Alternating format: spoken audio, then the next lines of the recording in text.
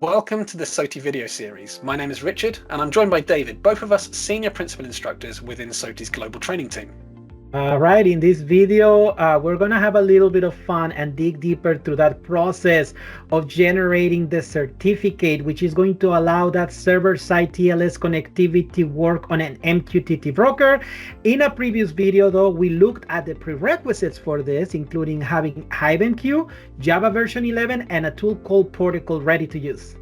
So let's get started. And the first step, as we mentioned, we've got those prerequisites already added to our machine, or at least ready to install. So let's move into getting the TLS and certificates prepared. Now, there's a few tools that could be used for this. OpenSSL could be used, but in our case, we'll be using a tool called XCA. It's a very visual tool for creating these different certificates that we need. And they will actually give you a pretty good idea of what are the requirements so you can translate those actions into using OpenSSL if that is your preference. So XCA is an open source tool. I've just installed it, and this is what our, this has a user interface with it. We can work through our certificate creation here. So the first thing that we need to consider is just making sure that we've got a file system or a database where all of the certificate information that we're going to be creating is stored. So I'm just going to create a new database. And I just create this in the same folder that I used in previous videos where I was starting to store things like the SOTI Connect route and other certificates. And I also want to mention that keeping your certificates well organized, it's going to pay off here in SOTI Connect deployment for brokers, in this case for MQTT. So make sure you keep this organized and well identified, so that you know what exactly you're creating along the step of getting things set up.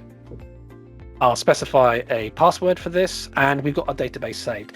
Now, the first thing we need to consider is we're creating a server certificate. Now, a server certificate needs to be signed by something. It needs to be signed by a root. The root is the common trust element. We could create what's known as a self-signed certificate, which is our root, and then we create a server certificate from there.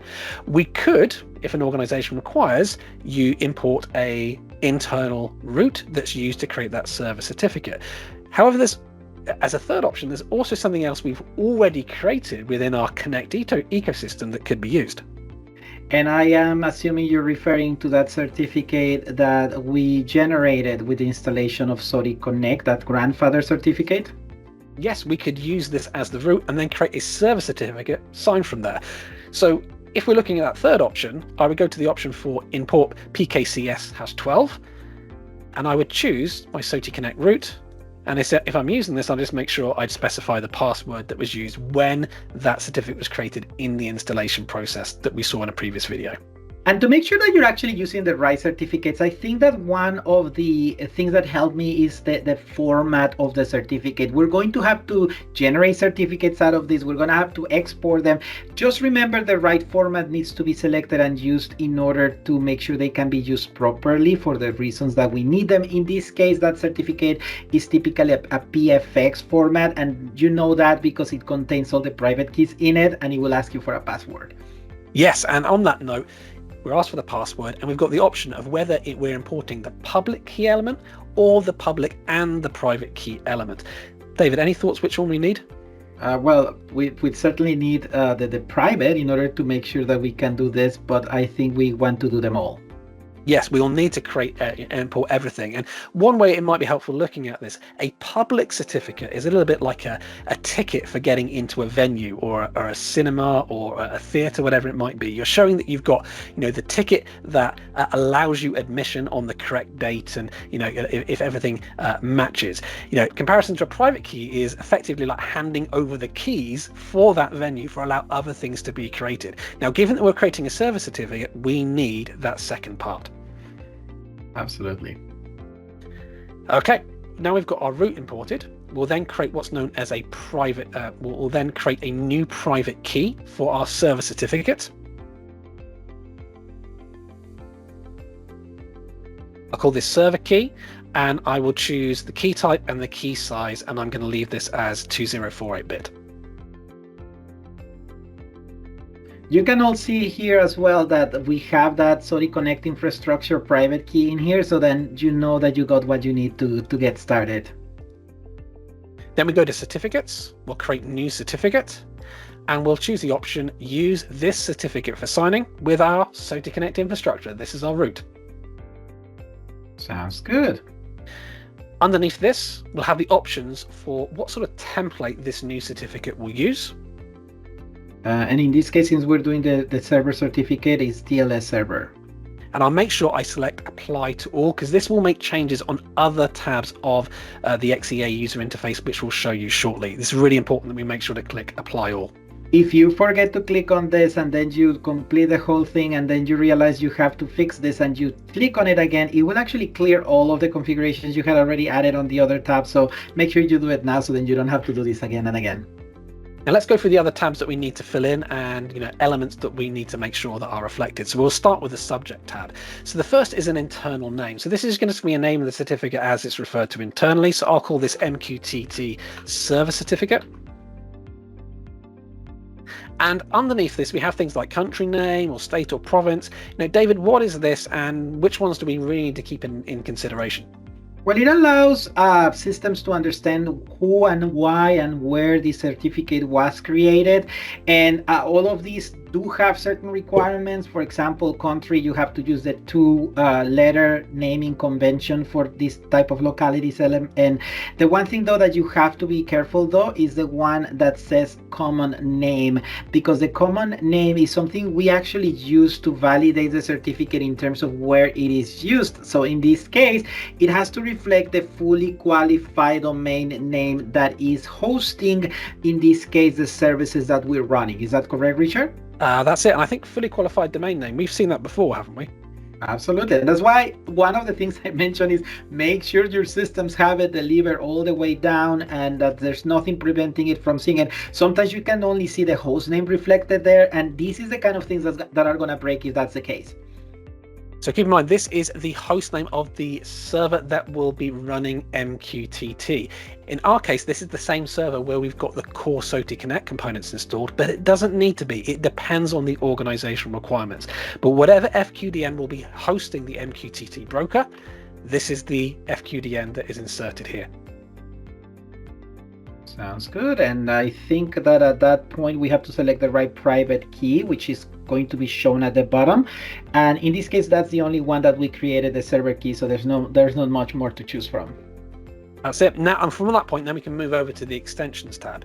Now you can see under validity, we've got a current time range of 365 days, which might be very applicable to some organizations. In our case, I'm actually going to say that this is valid for 2 years, and I'm going to click apply. Now, certificate validity is very important when it comes to the components which will be communicating to the MQTT broker. Now, we're going to be using this both for registering the Connect protocol adapter, as David mentioned previously, to the broker, but also the devices, the printers, will be communicating to this broker as well.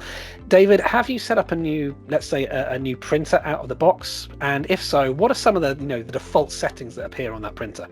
Well, I'm going to call this some of the nuisances. I mean, obviously, not all manufacturers act the same, but so those people that have set up printers before, you may have noticed that when you turn them on and you start setting them up, the date and the year of the printer may be way off, which, by the way, could potentially discredit or invalidate the certificate if you send it over with the wrong time on the device, because it will not match the validity, and then you have to deploy the certificate all over again after you fix the date on that printer. Oh, okay, so we need to make sure that, of course, our certificate validity is correct, but also when we set up the devices, which we'll see in a subsequent video, that we're making sure that they reflect the right information as well. So, of course, communication and encryption it goes through and is allowed. Certainly. After this, we'll make sure we copy the common name, which is from our subject tab, as we mentioned previously, the FQDN. We'll check key usage. Netscape. We'll just make sure that the Netscape comment is changed. We can have our internal name, so I'll say MQTT server here, and then check our advanced and comment tabs as well. Now, the Netscape name is not a requirement, but it will just make things a little safer because you're not giving away what tools you use to create these certificates. That's it. Once we've got that done, we should have a successfully created message, and when we return to our certificates tab, again, we've got our SOTI Connect infrastructure, our root, but if we expand the arrow, our MQTT server cert is underneath that because we have created the server cert from the root. It's signed from our Connect root. Okay. So it looks like we've got everything done in terms of the creation, but the important thing at this point is to make sure that we get and export these certificates in the correct format. Now we've already got the root in the PFX format because we used that when we imported it. We had the public and the private keys when we imported this, but we're also going to need to export the root in a particular format as well as the server cert. So David, any thoughts of what each certificate format and export requirements are going to be? For the SOTI Connect infrastructure one, which is the one that we used to sign and generate the server certificate, we're going to have to export it as .pem. Now, what is the peculiarity about this certificate is that it's a portable certificate. So it is something that can be used in an ASCII format in order to be transferable to third-party elements, which we'll see why it is important. And then the one for the MQTT server certificate, that's the one we're going to have to export as .pfx because we're going to have to bring both the private and the public key, because that's what we're going to be porting into protocol. So that's the information that's going to be read by the tool that's going to be creating the keychain that's going to be needed in HiveMQ so that it can be read by Java systems. Yes, thank you. And please note, if we are selecting the PFX, or the way that XEA shows that is PKCS#12, because we're exporting the private key, we will need to specify a password, which I've done here. Now, in terms of those formats, if it's a little unclear why we're having to kind of export the root certificate in a particular format at this point, please bear with us. You will see where this is referred to, particularly with the printers, at a later point. Certainly. So let's just recap what we've done so far. We've created our server certificate. We've got that ready and set up to go. We know that that server certificate needs to be used with HiveMQ for HiveMQ to work. So what are our next steps? Well, as mentioned in the previous step, and because of the exporting of one of those certificates, we need to make sure that we create the right language format or the right container for the certificates that can be used by HiveMQ. And since HiveMQ is Java based, we need to create that Java key store, put that key in the keychain so that it can be used to create that TLS connection. Great, let's take a look now. Okay, so just before we move on to the porting of the certificate into that key store, let's just go to our certificates folder that we've been using just to show you the certificates that we've either used previously or we've now created. So just to work through these, the root that we have here is our initial SOTI Connect root certificate when we ran the SOTI Connect installer. We've also got an XEA database, which we use to generate the MQTT server certificate, and we did that by importing the root, and then we exported the root in a .pem format as well. So we're actually getting a bit of a build-up of certificates, but please note these are all used for different purposes, which we'll look at shortly. Correct, and the formats just reflect the way that we need to use them in order for us to be able to access the protection that certificates deliver. So this is the reason why these different formats are used. So, and this is the reason why I said keep them organized, because you really want to keep them under control and not get confused once you have a few elements like what you're seeing right here on the screen. So let's now go into Portugal. Again, Portugal is an open source tool. I've just extracted it, and if I go into this folder, you'll see the actual Portugal program is a Java file. Now, there are a few ways of actually running this, but what we found is the most efficient way is by opening a command line instance, running this as an administrator. If I type in CD, and then I paste in the path name, and just to check, David, what's CD short for? For those that are either Linux or have been using Windows systems for a while, that's change directory. There we are. So I'm just essentially pointing to this folder, and once we're actually looking specifically in this folder, we can say Java, because this is a Java program. We've already got Java 11 installed. That was our prerequisites we looked at previously. We're asking Java to run a Java file. And the particular Java file that we're looking to run is portical, excuse my typing, portical.jar, which is this file here. So if I click return, this is Portical up and running.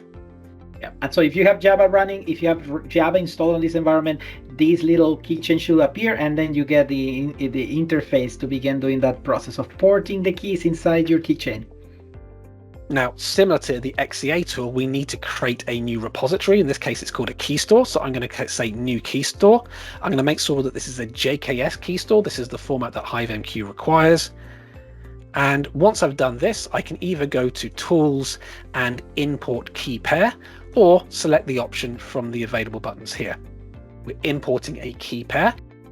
I navigate to Documents, our certificates, and what certificate am I choosing from here?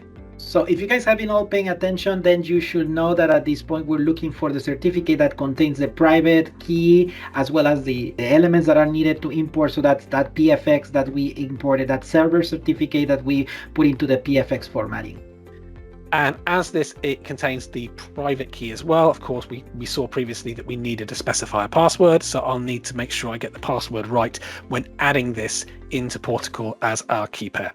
And that is the password that you guys use to export the actual server certificate that we created in XCA. So make sure that you also keep those passwords straight. As a double check, we can make sure that we're referring to the correct certificate details, and we have selected the correct one. And then we click OK and give this an alias name, of which I'm quite happy for this alias to be still referred to as MQTT server certificate. Now, please note, once we actually add this in, we'll need to specify a password both for the key pair that is being created, and when we save this, we'll also need to specify a password for the file itself. So you will see two levels of passwords, but both are required and both have a purpose. They used to actually confuse me quite a bit, but this password that you are generating, this is not a password you're entering for anything existing. You're generating this password, and that is for the key in the keychain. So remember that the JKS file has several keys in it. Well, this is identifying the specific key that's for the server certificate. So that is so that you can get access to the key, but then you're going to need another password to be able to get onto the keychain itself. And there we are. So if I now say save file as, this is the second password that David just referred to, and I'll need to make sure I specify a password for this as well. Keep in mind that the key store could potentially have 20 different keys inside, each of which will be required to have its individual password, but the actual key store itself would have an initial password just to get you access to the contents inside. So we're going to save this back into our certificates folder, and we are almost there. We've done the prerequisite. We just need to make sure this is now reflected in our HiveMQ configuration. And after that point, we can restart HiveMQ, and we should be able to then move on to the SOTI Connect protocol adapter being able to register to the MQTT broker. Thank you for joining us for this video. We've discussed the certificate generation process for the MQTT broker, and our next SOTI Connect video will show us how to actually configure MQTT to use this certificate. For further tutorials, please visit and subscribe to the SOTI YouTube channel, and for more information about the SOTI One platform, visit SOTI.net.